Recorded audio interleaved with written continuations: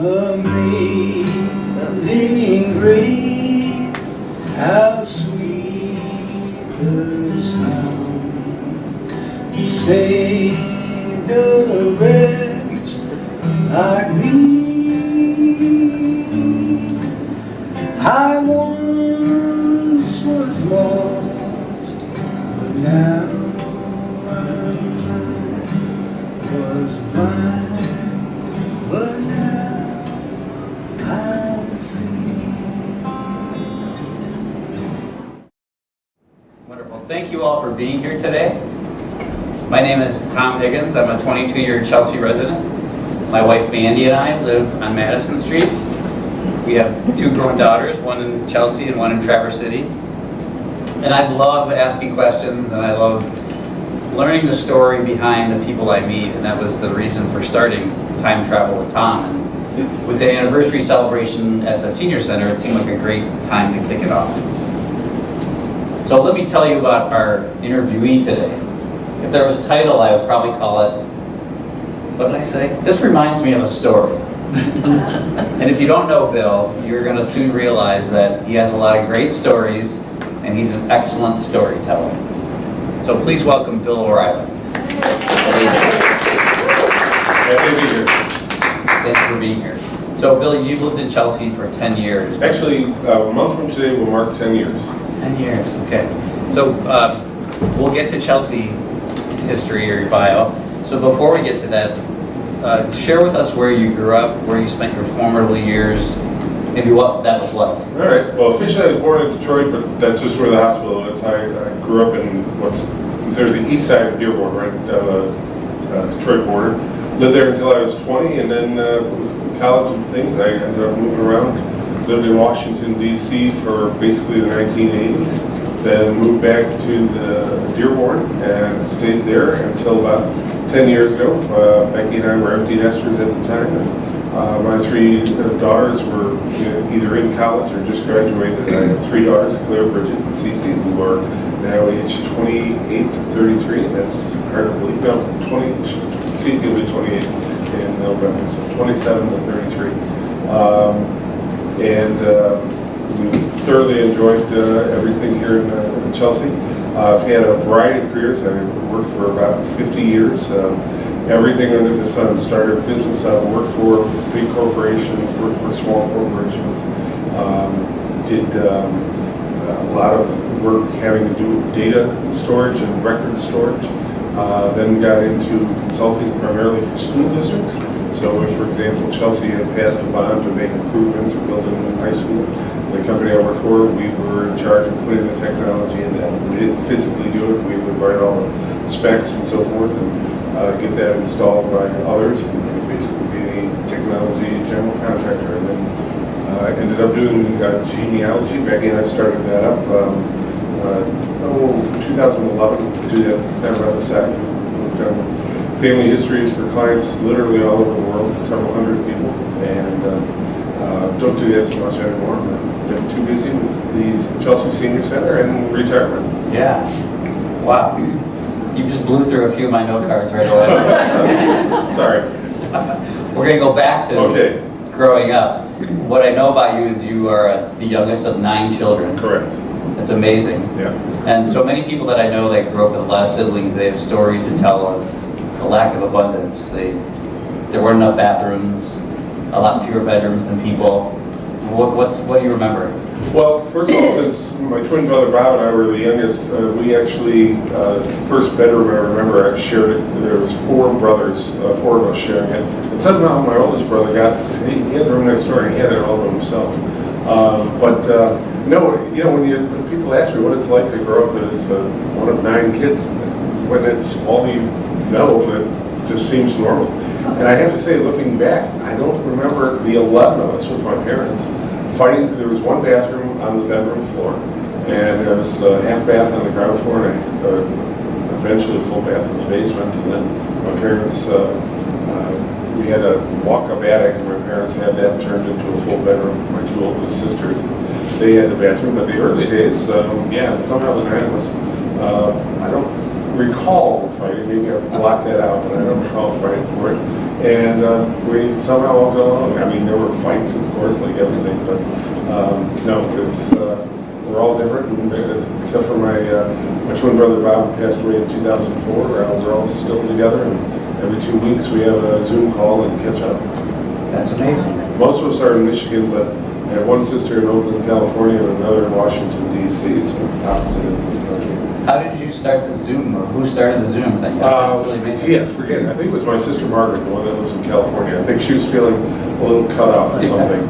So we actually started that during COVID.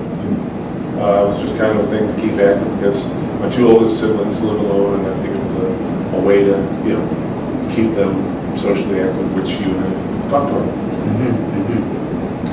You mentioned your 3 girls and your wife. So tell us a little bit more about that. Yeah, my first wife, Michelle, passed away suddenly 20 years ago. She's the mother of my 3 daughters, and we grew up in Dearborn and so forth. But Becky and I actually knew each other from way back in 1981-82. This is a great story. We worked together at Stouffer's Hotel. I don't know if many remember that Stouffer's frozen food folks had a chain of somewhat upscale hotels. They had one actually out in Southfield in the 60s and 70s, I think, but that's long closed up. Anyway, I took a job at the front desk of the Stouffer's Hotel down there just when I moved down to Washington, D.C. And coincidentally, I moved down to Washington, D.C. on January 20th, 1981, the day Reagan was inaugurated. I moved back to Michigan 3 weeks after he left office, and it had nothing to do, my being there had nothing to do with Reagan. I never worked for the government. It was just sheer coincidence. But anyway, working at the hotel, I met Becky, and after about a year, I had the courage to ask her out, and we started dating and fell in love, and even talked about getting married and being crazy on kids or something. We broke up. We went different ways, and, but I never forgot her. And, after, sadly, we lost Michelle a while later, started thinking about Becky again. And, thanks to the internet, tracked her down, and she had actually got divorced the previous year, coincidentally. She has a grown daughter, Kate, who's my stepdaughter, and Becky and I started communicating again, and in 2011 we got married. That's great. That's great. So that's right. You got engaged at we got engaged in Monticello, Thomas Jefferson's home. That's where I asked her on the front steps there, and we got married at Ashland Highland, which is the home of President James Monroe. So we kept it historic. We both love history. That's pretty cool that you both had that shared interest in history. Yeah, and the shared interest in genealogy, which got that going as well. That's a great story. But you did want me to tell a story that I haven't told you. Just a little background. Tom and I met twice over the last few weeks to prepare for this, so he heard a lot of my stories, and I told him this one is Becky's favorite of all time, and it is a good one. When I was working at the front desk of Stouffer's Hotel there, you may recall the name of John Hinckley. He's the person that shot Reagan early in Reagan's term, and he's still alive. Not Reagan, of course, but John Hinckley. So this would be about 1982. The trial for John Hinckley was taking place, and it was in the news, pretty big news at the time. And keep in mind, this is before cell phones and so forth. I'm at the front desk, and the lobby of that hotel was easily 4 times the size of this room. It was quite a large lobby, and we were right next to National Airport, so we had a shuttle van that went back and forth it wasn't on a schedule, it just kept going back and forth. And there was a microphone in the lobby that the folks driving the van would use to announce to the folks in the lobby that the van is now leaving for the airport. So it's one day I'm working there, and there happened to be 3 businessmen standing about where that tripod is, waiting for that shuttle. And just then a call was patched out to the front desk, and the person on the other side, definitely smiling, she's heard this. On the other end of the line was a woman who was trying to reach somebody in the lobby there. And again, this is before cell phones. So she wondered if I could page that person. I said, yeah, I can do that. And so she said the name. She said, John Hinckley. I said, pardon me? John Hinckley. Okay. So I went to the microphone and I called, set out into the lobby. I said, John Hinckley, you have a phone call at the front desk. John Hinckley. There's three businessmen. One of them says, "I'm John Wilkes Booth. You got a call from me?" The other one said, "I'm Lee Harvey Oswald." Well, literally as they're saying that, right about where you are, comes forward this man that I suddenly realized it was John Hinckley Sr., his father. And he must have heard those three men as he walked by them. And I have never, and I will never see three people more embarrassed in my life. The three of them just were, oh. And I have to say, all these years, I lost track of what happened to them. As far as I know, they just walked out the door and grabbed a cab and just got out of there. So I handed the phone to John Hinckley Sr. Anyway, yeah, it was, if you ever ask the most embarrassed look I've ever seen on any human, it would be those three right there. And I'm sure the third man, I've never thought this before, the third man would probably say, "Oh, thank God, get my mouth shut." I couldn't come up with a name. Yeah. So. That's your great Yes. response. It's fun. It's a good story. Okay, so you've had your work career as you've done so many interesting things. Well, Jim Randolph here, he introduced me one time at a Kiwanis meeting, and Jim was one of the people involved with my hire. He was one of the folks on the interview committee, so you can blame Jim for the fact that I ended up here. But anyway, he, as it turns out, he kept a copy of my resume, and as he put it, it looks like the resume of 5 different people that was cut apart and taped back together, because it is a very, very career. I had this image when I was thinking about it of a jungle gym that you'd see in the kids' playground, and like you would climb up, and then you'd be moved to the side, maybe you'd climb up more again, and it just you did so many interesting things. I guess that was probably because you were a master's in organizational behavior and development, Right. that you were able to Yeah, I got that lodge down in Washington, D.C. scale so many different careers. Yep, and if I look at it, I see a thread that goes through things, but one of the key things that was in virtually every one of those positions, even going back to when I was 12 years old and 4 years had a Detroit Free Press paper route, was customer service, client relations, working face-to-face with people is really one thread that goes through all those positions. Except for a couple of college jobs where I was working on the line at Ford factories. There wasn't a whole lot of customer service or anything like that. Speaking of Ford, you told me that when you were in document storage, you got the General Motors account, Right. which is enormous. Yeah. I mean, maybe I was very proud of landing that. I mean, you were the salesperson going out. I was the every person. I was president and general manager, and one part of the day I'd be in dirty clothes building shelves to take more boxes of files in, and then when need be, in the closet of the office, I'd like Batman, I'd put my suit on and go out and make a sales call. Well, you're obviously good at it if you land at General Motors. I was very proud of that. Yeah, that's great. Is there anything else from your work experience that stands out that you want to share? Because you did a lot. Yeah, I did. Nothing that really jumps out. I mean, it was a career that I'm proud of, but I've said to many people, at the culmination of that career, my proudest achievements, honestly, the work that I did here.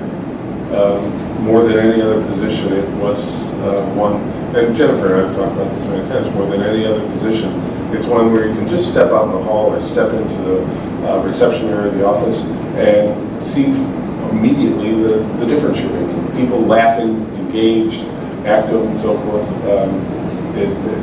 We all do things in our career that we hope down the line somebody will be able to benefit from, but this position lets you see it immediately. So let's jump ahead to the senior center, because that was a question I was going to ask coming up, but it seems relevant. So you joined in April 2019. Correct. And you were here for 5 years? A bit over. I ended last day of June last year. You lived through COVID running the senior center. I can't imagine the challenges that you faced. No. Or everyone faced.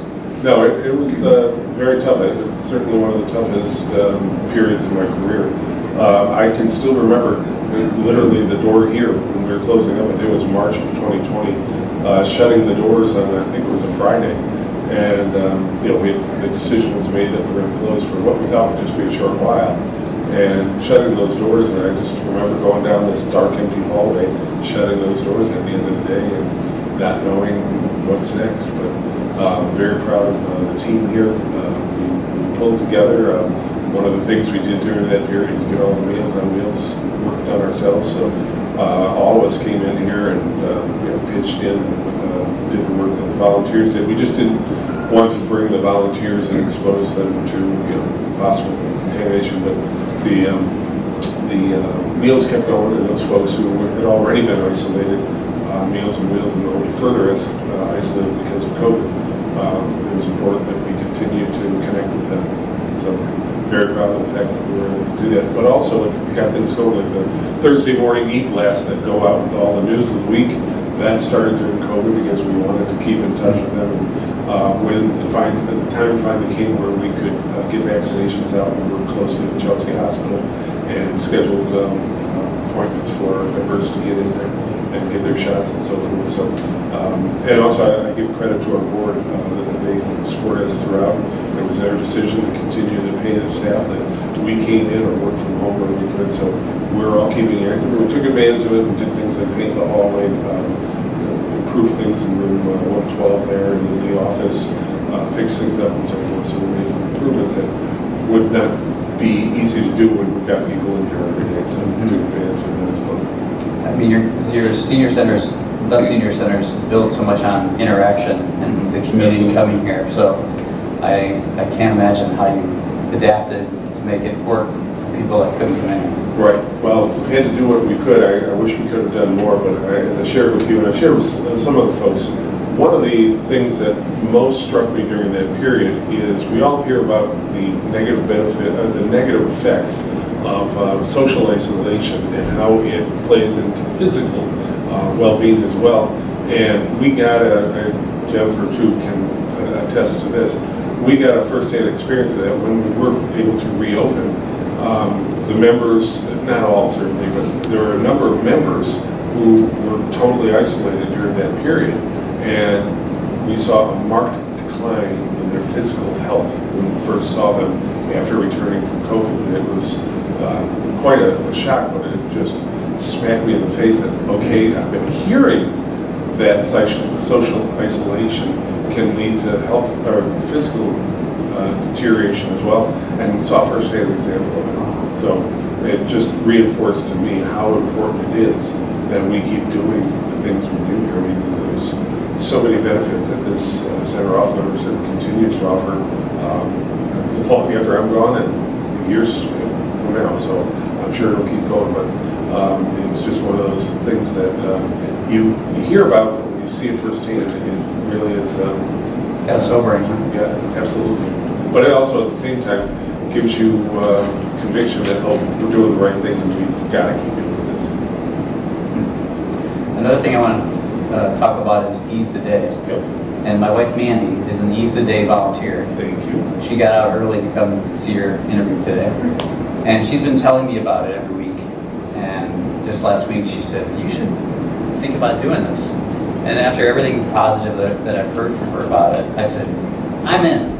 So I talked to them today and I'm going to start volunteering. So Fantastic. Tell us about Ease the Day. I don't know if everyone knows about it. No, well, first of all, I hope everybody in this room is aware of it. It's a program we offer, and we've got some great funding for that. And it's for people who primarily, it wasn't meant to be somewhat exclusively for people with deteriorating memory issues, dementia, Alzheimer's, etc. It was meant to be broader, but as it turns out, as we kept going, it was that group of people who were coming in. The idea is Ease the Day of the caregivers. The main focus is the caregivers, which are usually the spouses or the children, adult children of these folks who are going through this stage of their life. And it was inspired, I think I told you, Tom, by my sister and brother-in-law. My sister Kathleen that lives down in Washington, D.C. Her husband, Ruben, was a fantastic person, and he had this PSP was the name of the affliction. It's actually what led to the death of comedian actor Dudley Moore. It's basically like Parkinson's. And this was 15, 20 years ago.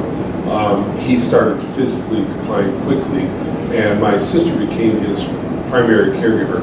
And the other siblings and I were quite concerned about my sister because we could see the demands taking care of him, plus working was having on her. And we honestly were afraid that we were going to lose her before we lose Ruben. Thankfully, he is 79 years old. She's going well. But Ruben did pass away about 15 years ago. And it just kind of went in the back of my head that that's something that, you know, would be good if there was some relief for caregivers. And so it wasn't long after I started here, Jennifer and I started talking about it. And we went out to a site in Ann Arbor and took a look at what they were doing, and we're hoping it could get going. And thankfully, the Ralph C. Wilson Foundation had this grant program that we were able to apply for through the Ann Arbor Area Community Foundation, and we won. We got the funding. I remember the day that Jennifer and Lisa Klinkwood and I were sitting around in my office kicking around ideas of what we should call this thing, and one of them, I forget who said, how about Seize the Day? And I said, how about Ease the Day? So it became Ease the Day, and the rest is history.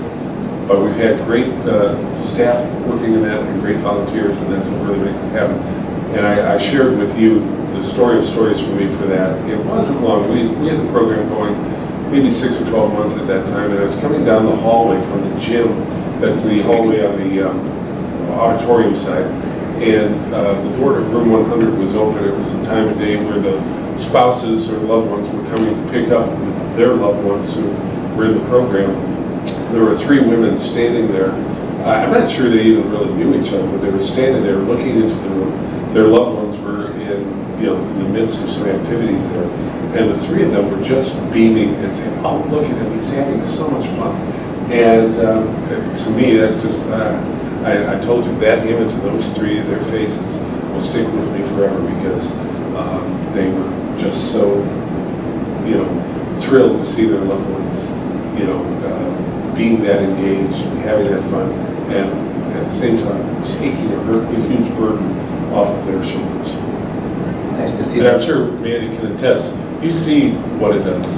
Yeah, it's just a lovely program. And just even being a volunteer there, I know I'm helping people there, but it's helping me. Oh, yeah. It's just Feels a good. nice program. I Yeah. love it. Yep. My husband's there. Oh, Bob is there. well, He it's loves good. it. I have a hard time getting him there, but once he's there, he's really happy. Yeah. Well, it's one of those things, if you volunteer, like with the sewing group, they do a great job of making those dresses, or quilters make those quilts that go to U of M, and that is wonderful, but we are lucky enough here to be able to see, you don't see the quilt being received, or the dress Yeah, being right. received.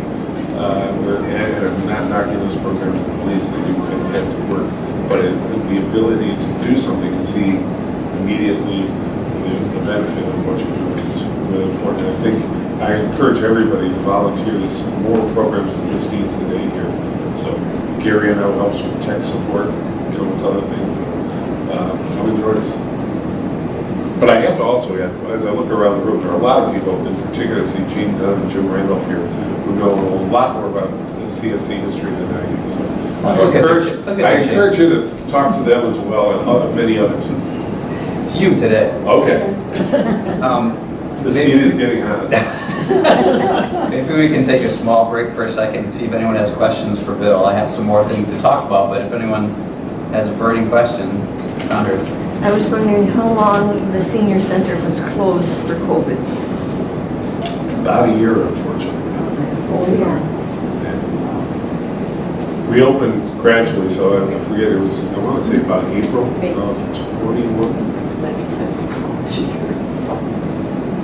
I was going to ask him about being a twin. We have twin great grandchildren now, they're just babies toddling around. But it was, we thought, oh, how cute, how wonderful, but it's been very hard on mom and dad to have 3-year-old and then twins arrive. In fact, 2 years old, he wasn't arrived. And so there's 3 toddlers now. I Well, don't have any experiences with that. Not that I remember it, but I'm told I never had a babysitter. My older siblings, my oldest brother Jim is 14 years older than me, and Oh, Maureen is okay. 12 years older. And they, in fact, were my godparents as well. I always say that my parents were straight up friends by the time.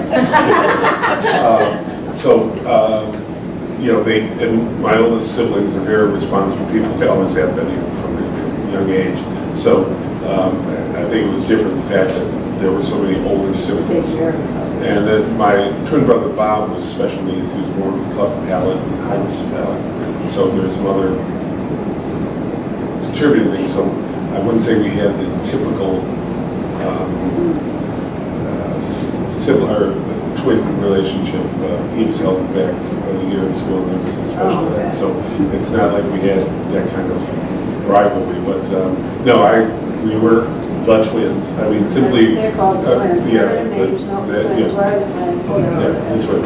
And you'll see early pictures, us dressed alike and that type of thing, so, no, it's, and I beat him by, or he beat me by 15 minutes, so that's what makes me the youngest. No, it's one of those things, if it's all you know literally from birth, it just seems normal. Yeah. Yeah. I just have a comment. I am the oldest of 9. Oh, really? Oh, wow. Yeah. What was that like? I was babysitter Yeah. a lot. So, and we didn't fight over the bathroom. We had an outhouse. Oh, geez. Well, also though, at the corner of the block where I grew up in Dearborn, Mrs. Horgan, she had 16 children.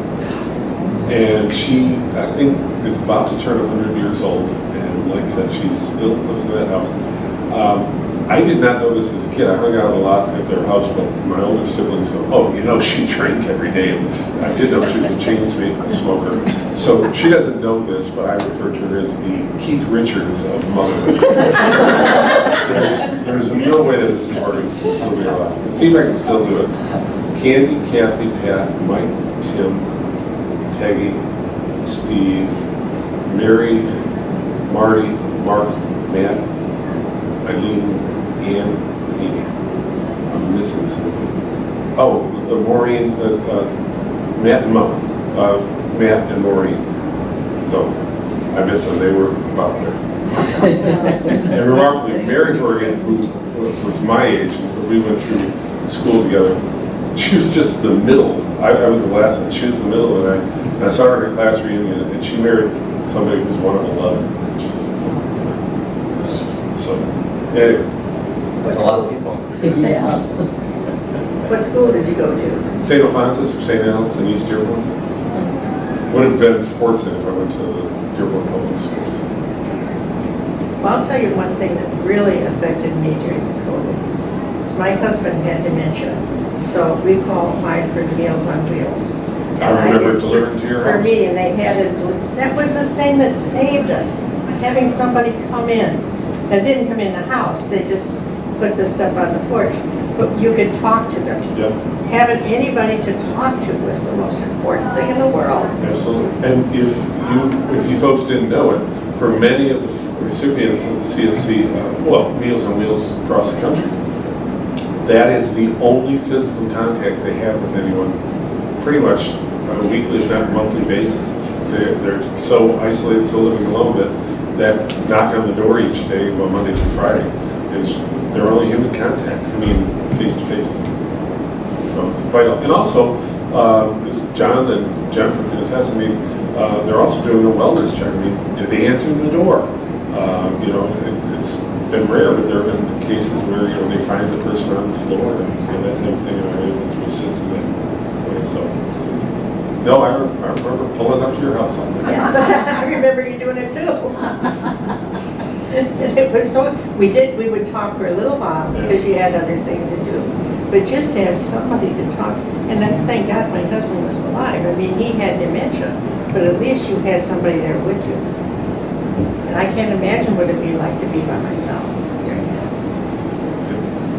Yeah. Any other questions? I want to go back to when you came to Chelsea. So I'm really impressed with in 10 years, your level of involvement with your volunteer activities and other activities. I have so many questions about that. I guess my first question is, where does that ambition to serve come from? Well, I point to my parents. They were just fantastic people. My dad, he was had a career his whole life with Ford, 47 years working at Ford's, as we say in Dearborn. And in spite of that, 9 kids, although of course my mother like bear the brunt of the child burden. But my dad started the PTA program at our school. He was active in many other things there, as was our mom. So saw that happen.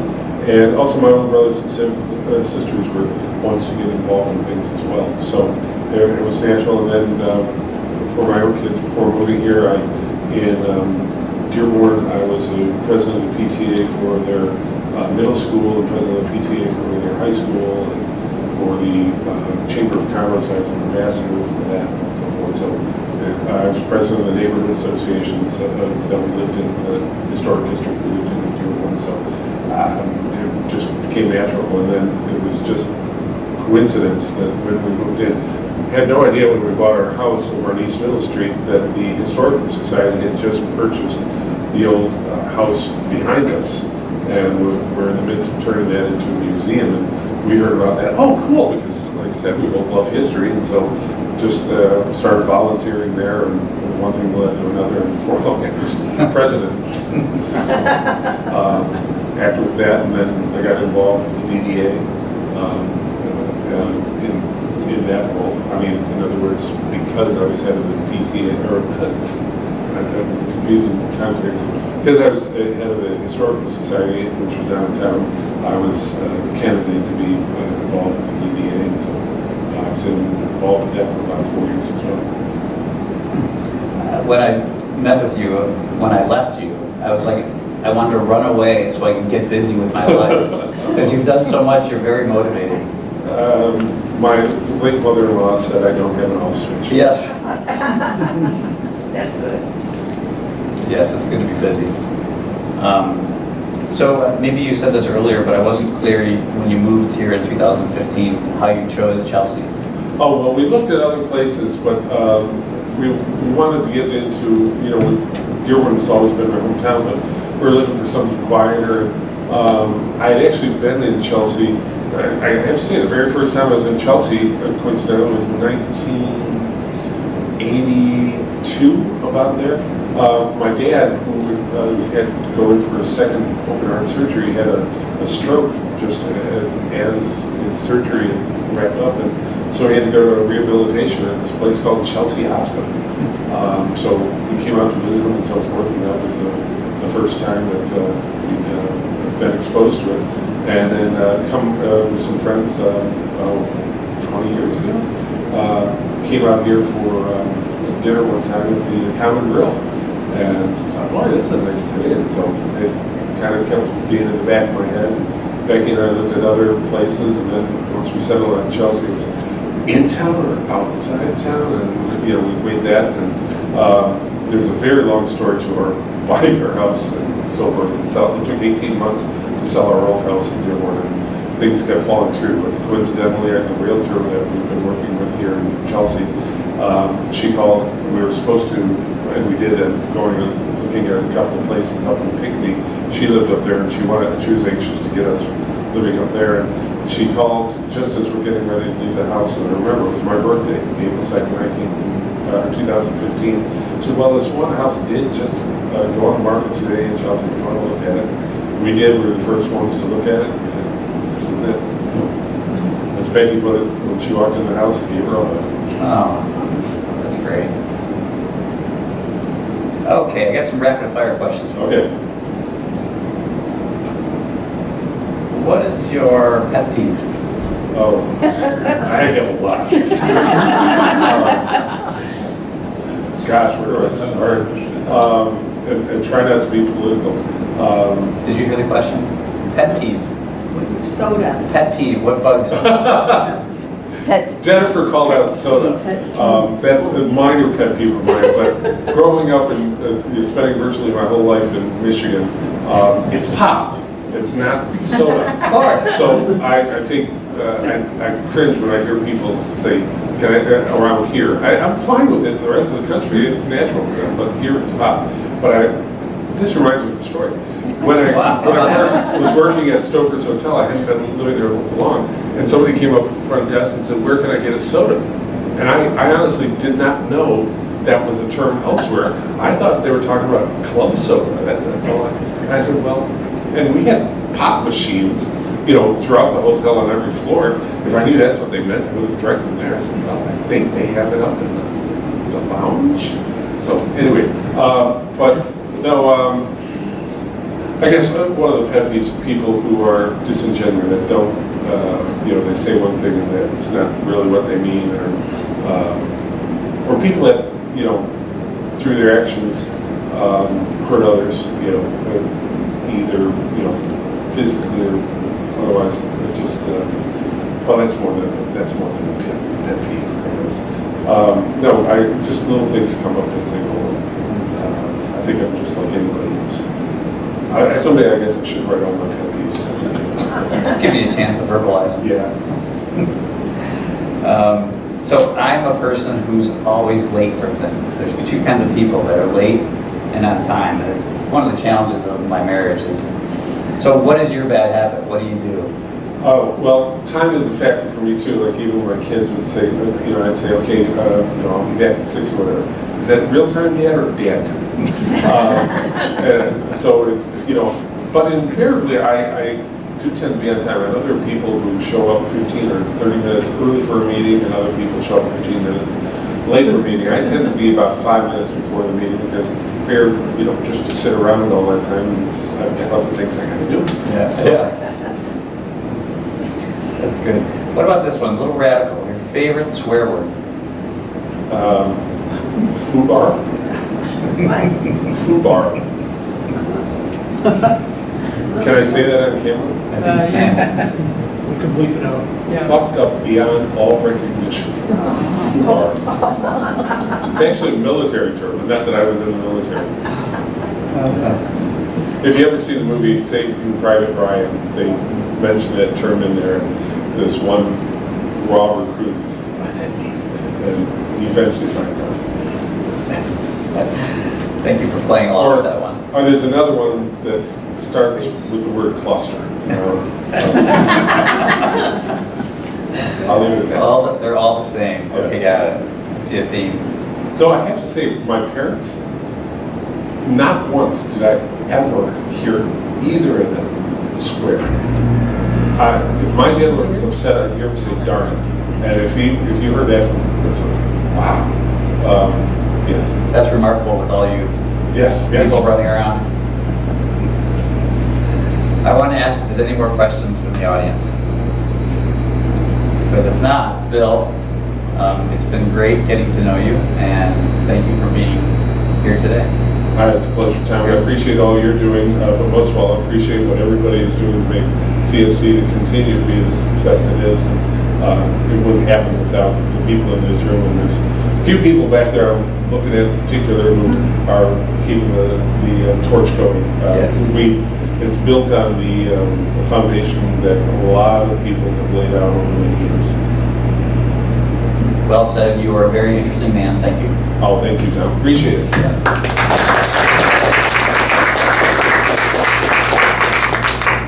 One thing that you mentioned, the trips that you took some was on. Oh, yeah. That was very Scotland. good, yeah. I think you Yeah. did some other trips too, didn't you? Or you went- That was the only one. I led a group, I led a group last Christmas to the Redford Theater to see It's a Wonderful Life, and Carolyn Grimes, who played Zuzu in the movie, was there. She's a little older now. Yeah. But yeah, and a couple of folks on the group went up and got her autograph, photo with her and stuff like that. She had some interesting stories about being in that movie and other movies that she was in as a child. I would like to see you lead a group to hire people. I bet you will. Well, actually, I'm going to be going into Ireland for personal reasons August of next year because Clan Macaulay, which has me back on the board of directors for them, because one mother was a Macaulay and the other grandmother was a Mackintosh. Anyway, our worldwide clan gathering, which is held every 2 years. The last one was last August in Nova Scotia. The next one will be in Ireland.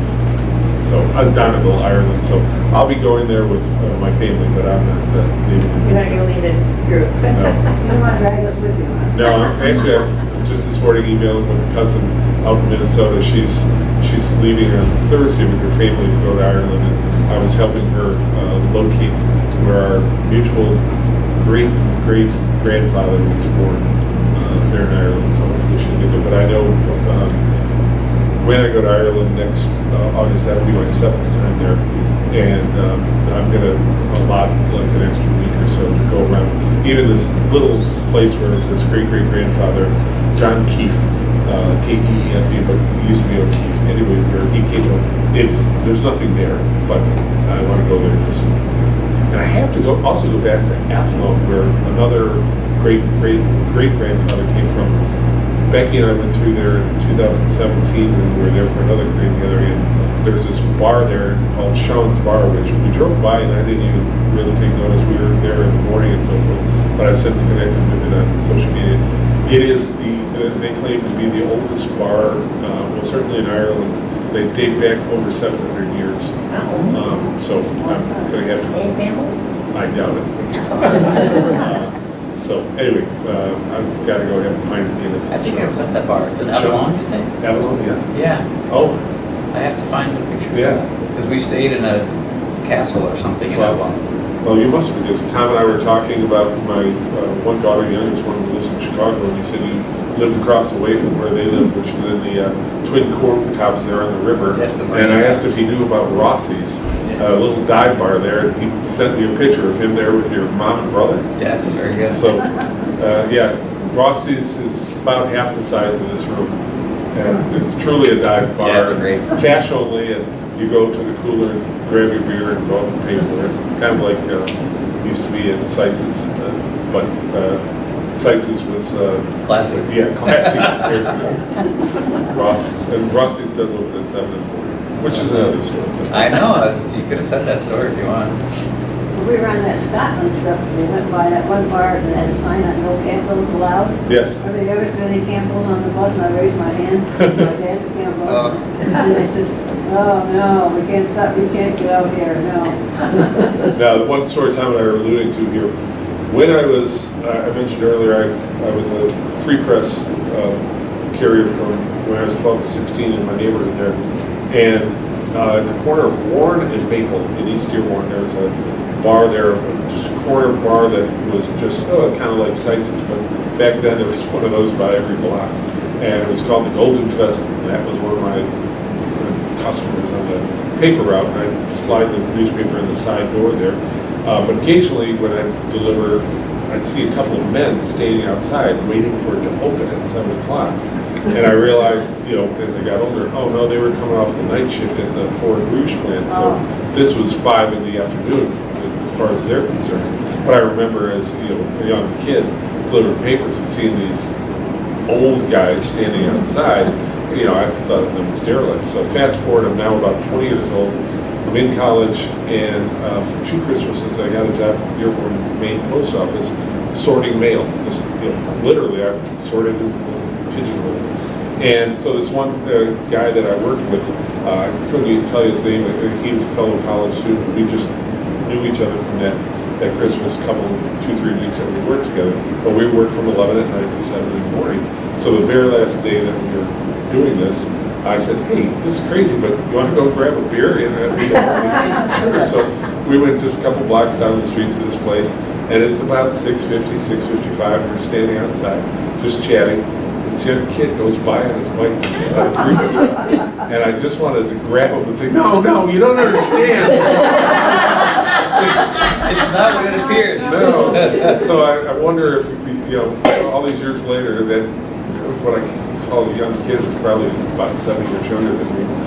Oh, these old derelicts were standing outside Waiting for the that bar bar. to open, yeah. So life does come full circle. That's a good one. Glad you shared that. I had the weirdest problem there, and that wasn't a problem, at sites. We went in there and I only had my credit card.